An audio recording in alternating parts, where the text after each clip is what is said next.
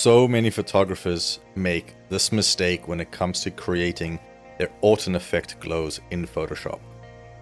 I'm going to show you the correct ways to do it to get a very sophisticated result. I'm going to help you train your eye to see when they do it wrong, and with these tools you're going to be able to create better results in your landscape imagery. Alright, so we're in Photoshop, we've got the image loaded in. This was taken just after sunrise. There was a natural glow already happening in the skies as the sun just lifted past the mountains. You got a beautiful peach and pink sort of glow to the sky. The subject matter is interesting enough. Composition was as best as I could get it at the time. But yeah, all that aside, let's say we're happy with the image and we want to add to it. So let's say we want to add a glow. What I'm going to do right now, I'm going to show you the traditional Orton effect glow that people do and is often taught on YouTube. And then I'm going to show you what is wrong with that. Then I'm going to show you the correct way to do it and how I do it. Cool, let's jump straight into that. Okay, so first things first, you would traditionally be happy with your image, and at the point you want to create a glow, you will duplicate that layer. You'll go into filters, you'll go blur, Gaussian blur, and let's say 30 pixels radius. Usually you go a little bit less than that, but for the purpose for you guys at home to actually see these results, I'm going to push it just a little bit more so that it comes through, because usually you won't be able to see that unless you're working with the screen and at full resolution and quality. So yeah, 30 pixels, usually somewhere between 10 and 20 is what's used. Okay, cool. So let's go. Okay. Then what you do is you usually drop the opacity to anything below 20, typically 5 to 15%. In this case, we're going to go to 30%, just so that you can see the results. Okay, and there it is. So what do we see? What has it created? It's created a very soft glow to the image, which is actually quite pleasant. It's created an ethereal sort of quality to it. Quite a nice atmosphere, I guess. Look, let me show you. There's the before and there's the after. Once again, before and after. Now let's zoom in a little bit over here, because this is kind of the subject. And this is where I want to pay the most attention to for this tutorial. Okay, so look here. Before and after. It's quite nice, right? There are some pros and cons to this effect as it is. Pros, creates a mood. Cons, it's sort of lessened the detail and micro contrast in the foreground, which sometimes is the desired result. And it's not to say that this is a bad method for every image, but in this case, we don't want it.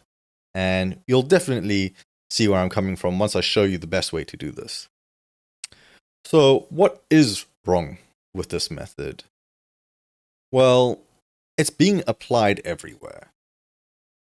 The contrast in this case, or the sharpness, clarity, details, have gone. You've maybe improved the legibility of the shadow details. And this is traditionally where people will tell you to stop when it comes to the glow. They might add 1 or 2 touches, like brightening the glow, adding some contrast to it. But all of that is fundamentally not the best way to do it. It's going to be a hard one to describe to you, and I'm going to try my best, but you might only see it once you see the best result. Which is going to be towards the end of the video. In any case, let me try. What you see over here is the glow applied. And what it's done is it's taken all the data and it's sort of essentially blurred it, and we've brought the opacity down. And if I just turn it off and on, off and on, I want you to pay particular attention to this area over here, where it goes from the hillside to the sky. I'm turning it off and turning it on. What it's done is has essentially blurred the dark pixels from this hillside into the sky. And that creates a sort of mushy glow that you get in a lot of images. And this mushy glow is particularly apparent when it comes to resize and exporting for social media like Instagram or something like that. Go look for yourself. Pay close attention to the outlines of images that seem to have a glow to it. You'll notice that there's this little mushy, dark glow around the edges. It's not very nice, and if you're not really attuned to that, you will definitely be at the end of this. So, what do people typically do to counter that? Well, let me show you. Most educators in the landscape editing world say, hey, why don't you use a luminosity mask and select just the highlights? Okay, so what they mean is that they want you to sort of create a luminosity selection based on the highlights. So what I'm doing here is I'm using an action, my own action, to create luminosity masks. If you guys want them, I'm happy to give them to you. There are free plugins that you can get, like Easy Panel from Shutter Evolve, or TK Panel, this or that, has their own little free sort of panel that you can get on the Creative Cloud. You just search plugins, type in luminosity mask, filter by free, and you should get them. I'm just going to use these actions that I have. I use these for tutorials just so I can show you that you don't need the plugins to do these sorts of things, right? So over here, I'm generating my luminosity masks. And as you can see, just hide that.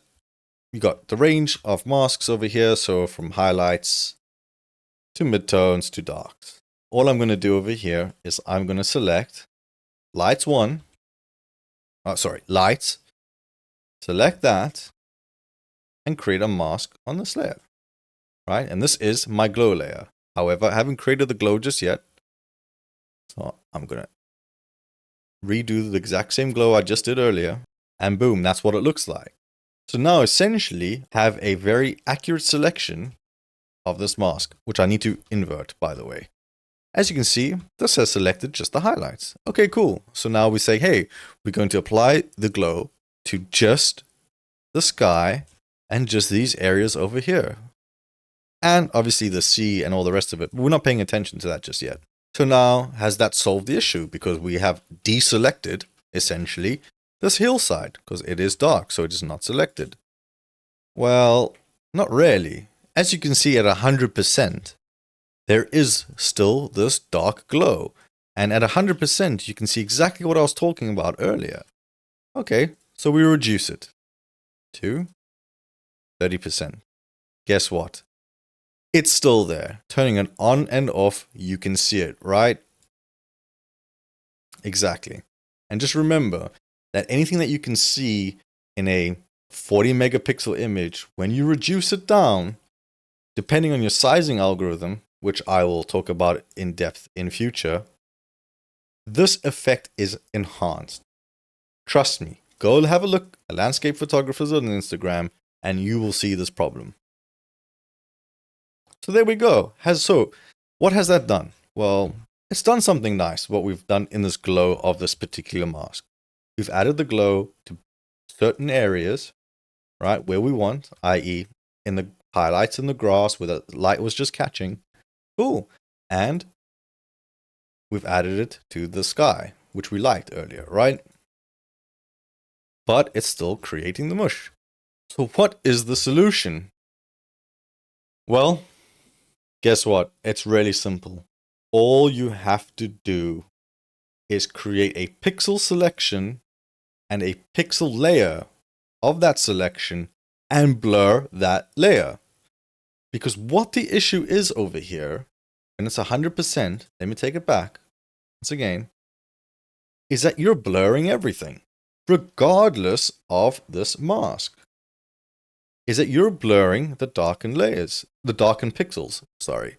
So for instance, this area over here is being blurred into the highlights, as the highlights are being blurred into the dark areas. So, right, even at 30%, it's still there. The solution is to take this base layer and only select the pixels that you want blurred. How do you do that? Well, I'm going to do it with this layer over here. I'm going to simply control click, right? So create a selection of that. Copy that selection from the base layer and paste it into its own layer. And I'm going to call this S glow, right? It's an S tier glow right there. Then, if you can see, I only have a selection of the sky, right? And check what happens if you blur that.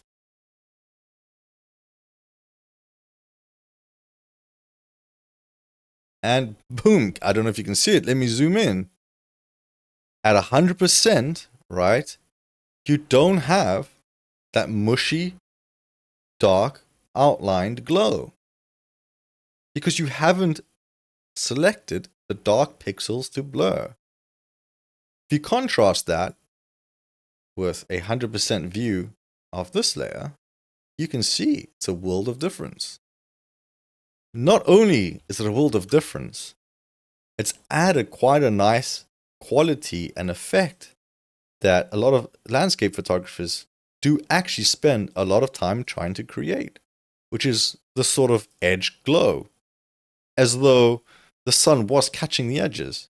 And what is that doing? It's adding depth to your image and volume to the subject matter, right? Usually people spend hours doing this, but this is just a byproduct of doing your glows correctly.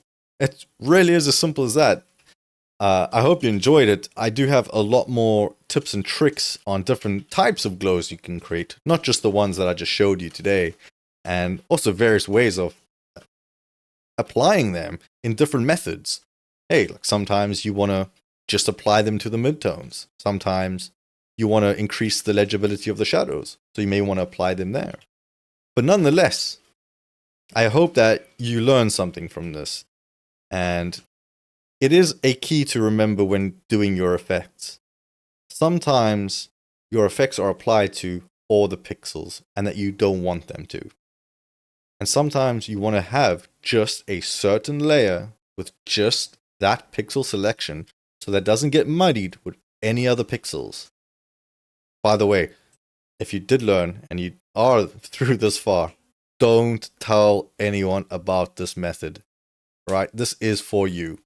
You're going to create such better results in your landscape photography by doing this. Then you're going to walk around, scroll around, and see where everyone else goes wrong. But you're going to have the tools and the methods to take it just that one step beyond. Thanks, guys.